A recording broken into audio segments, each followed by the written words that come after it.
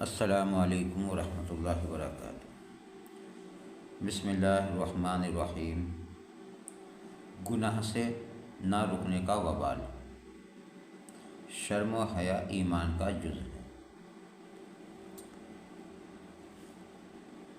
مدینہ طیبہ میں مختلف قبیلے آباد تھے۔ ان میں مشرکوں کے دو قبیلے اوس اور خزرج تھے۔ ان کے اکثر افراد اسلام میں داخل ہو گئے تھے۔ اسلام سے پہلے ان دونوں قبیلوں میں ہمیشہ لڑائی رہا کرتی تھی۔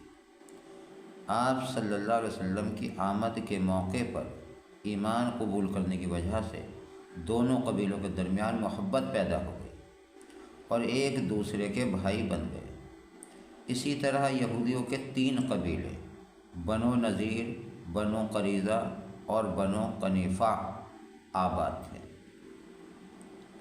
نبی کریم صلی اللہ علیہ وسلم جب ہجرت کر کے مدینہ پہنچے تو یہودیوں کے مذہبی حقوق کی حفاظت اور مسلمانوں کے دین کی دعوت اور اشاعت کے پیش نظر ان سے چند شرطوں پر معاہدہ کر لیا۔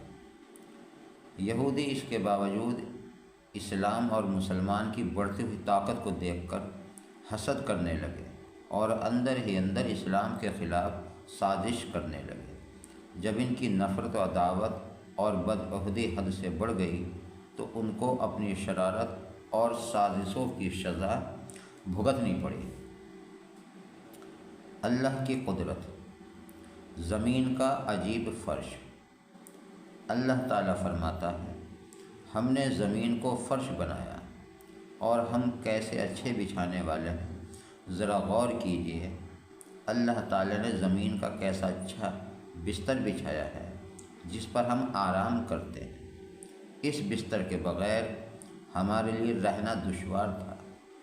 پھر ہمارے لیے زمین کی تمام ضروریات، کھانے پینے، اناج، غلہ، میوہ کے لیے زمین کو خزانہ بنا دیا۔ پھر سردی گرمی سے حفاظت بھی زمین پر رہ کر سکتے ہیں، اور بدبودار چیزیں اور مردار جن کی بدبو سے ہم کو سخت تکلیف ہوتی ہے، ایسی چیزوں کو ہم زمین میں دفن کر کے خراب ہوا کے اثر سے محفوظ ہو جاتے ہیں۔ بلا شبہ اتنا لمبا چوڑا زمین کا بستر اسی حکیم کی کاریگری۔ ایک فرض کے بارے میں۔ نماز کے لیے مسجد جانا۔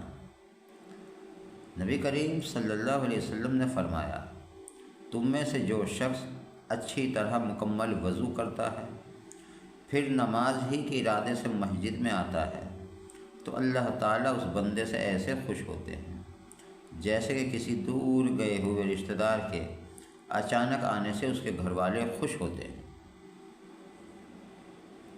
ایک سنت کے بارے میں۔ دعا کے کلمات کو 3 بار کہنا۔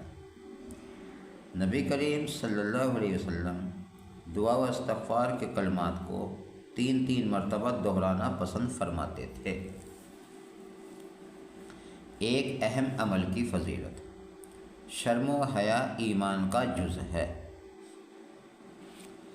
نبی کریم صلی اللہ علیہ وسلم نے فرمایا، ایمان کے 60 سے اوپر یا 70 سے کچھ زائد شعبے ہیں، جن میں سب سے افضل لا الہ الا اللہ کا پڑھنا ہے، اور سب سے کم درجہ راستہ سے تکلیف دہ چیز کا ہٹا دینا ہے، اور شرم و حیا ایمان کا حصہ ہے۔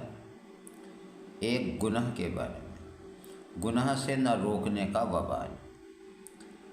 نبی کریم صلی اللہ علیہ وسلم نے فرمایا، جو آدمی ایسے لوگوں کے درمیان رہ کر گناہ کے کام کرتا ہو کہ وہ اس کو روکنے پر قادر ہو مگر پھر بھی نہ روکے تو اللہ تعالیٰ مرنے سے پہلے ان کو بھی اس گناہ کے عذاب میں مبتلا کر دے گا۔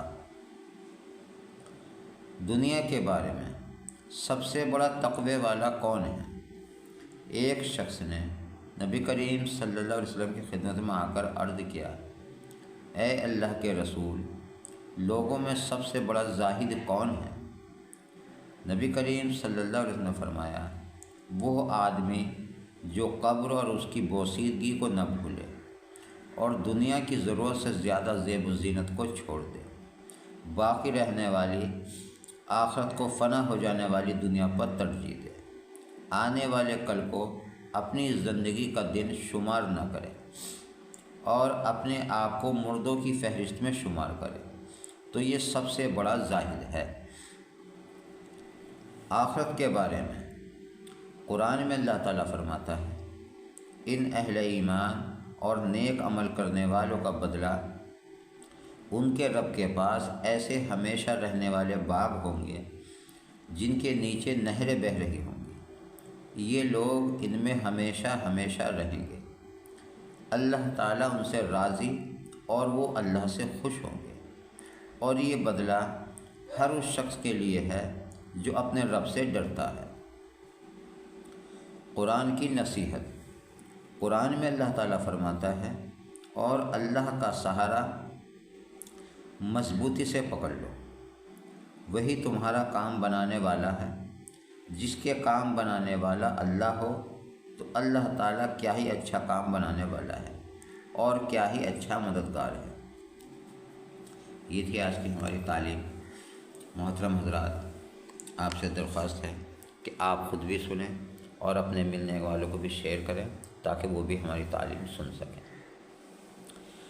اپنا اور اپنوں کا خیال رکھیں، نماز پڑھتے رہیں اور اللہ تبارک و تعالیٰ سے دعا کرتے رہیں کہ اللہ تبارک و تعالیٰ ہم سب کو 5 گانا نماز پڑھنے کی توفیق عطا فرمائے۔ آمین ثم آمین۔ جزاک اللہ۔